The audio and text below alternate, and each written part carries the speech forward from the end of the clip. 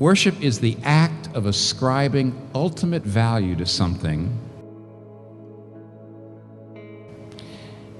in a way that energizes and engages your whole person, your whole being.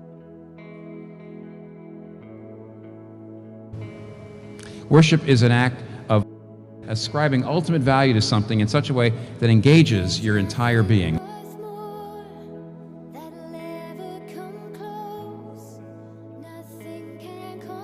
It's something that engages every aspect of your being, mind, will, and emotions. We're called to worship Him with the emotions. It's emotional language. Sing, shout aloud, thanksgiving, extol, music.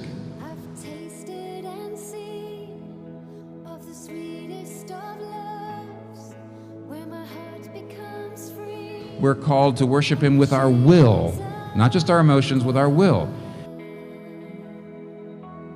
Because the language is that of submission, of volition.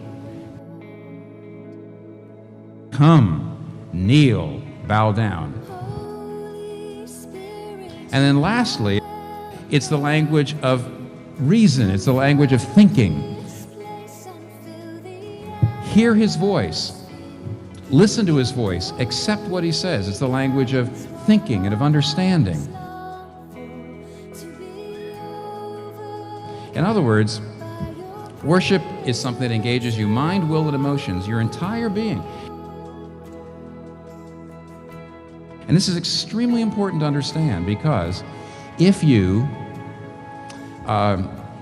go to some kind of ritual and you go through the ritual and you affirm the doctrines and beliefs, and if you do that without ever experiencing in your inner being a ravishing sense of beauty and joy, it's not worship.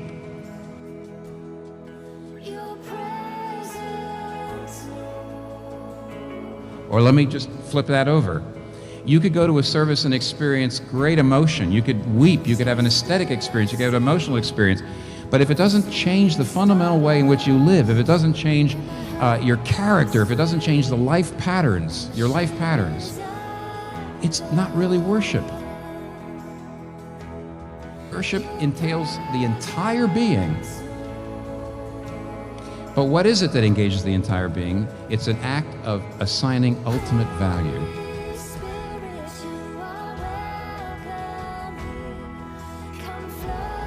Now, what do I mean by that? If you take a look at the psalm, you'll see that all of the emotion and all of the great engagement is stemming from something the psalmist is doing. In verse 1 and 2, it says, sing and shout and come before Him with singing. And then look at verse 3. Look at the first word.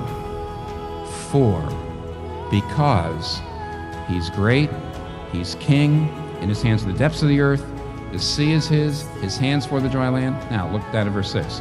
Come, let us bow down and worship, let us kneel. Verse 7. For He is our God. He's not just a great God, He's our God, and He's a shepherd. And He entered into a relationship with us, and He's made us His people. All of the emotion, all of the worship, all of the life transformation is coming from something the psalmist is doing. He's taking an inventory of the excellencies of God. He's going over them. He's going through them. He's enumerating them. He's reflecting upon them until there's an explosion in his life. The best illustration of this I can give you is this one. Imagine a woman, and she's inherited a piece of jewelry, a brooch, let's say, from her mother, and she got it from her mother.